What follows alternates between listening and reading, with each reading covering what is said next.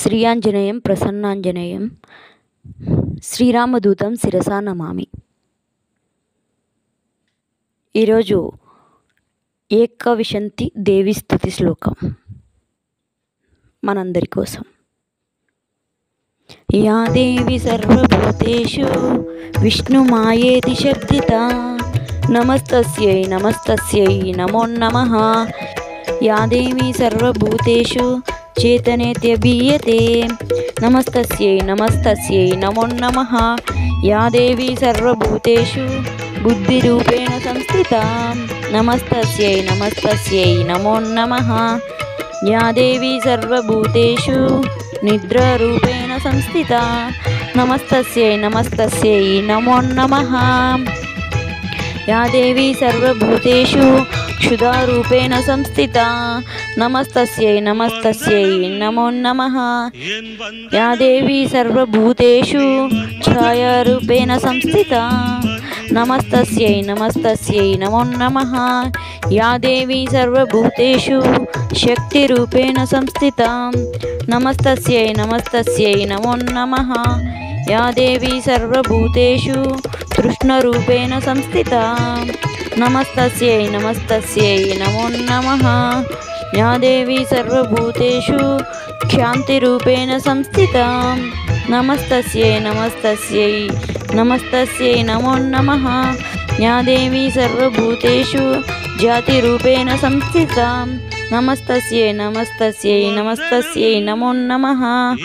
Yeah దేవి సర్వభూతేషు లజ్జారూపేణ సంస్థితా నమస్తస్యై నమస్తస్యై నమో నమః. యా దేవి సర్వభూతేషు శాంతిరూపేణ సంస్థితా నమస్తస్యై నమస్తస్యై నమో నమః. యా దేవి సర్వభూతేషు శ్రద్ధారూపేణ సంస్థితా నమస్తస్యై నమస్తస్యై నమో నమః.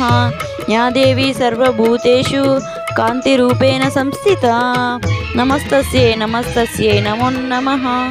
యా దేవి సర్వభూతేషు లక్ష్మీరూపేణ సంస్థితా నమస్తస్యై నమస్తస్యై నమో నమః. యా దేవి సర్వభూతేషు వృత్తిరూపేణ సంస్థితా నమస్తస్యై నమస్తస్యై నమో నమః. యా దేవి సర్వభూతేషు స్మృతిరూపేణ సంస్థితా నమస్తస్యై నమస్తస్యై నమో నమః. యా దేవి సర్వభూతేషు దయారూపేణ సంస్థితా నమస్తస్యై నమస్తస్యై నమో నమః. యా దేవి సర్వభూతేషు తృష్ణరూపేణ సంస్థితా నమస్తస్యై నమస్తస్యై నమో నమః. యా దేవి సర్వభూతేషు మాతృరూపేణ సంస్థితా నమస్తస్యై నమస్తస్యై నమో నమః. యా దేవి సర్వభూతేషు భ్రాంతిరూపేణ సంస్థితా నమస్తస్యై నమస్తస్యై నమో నమః. తాత్పర్యం: సర్వభూతములు యందును విష్ణుమాయను పేర నిలిచియుండు దేవికి అనేకసార్లు నమస్కారాలు. అంతేగాక సర్వభూతములందు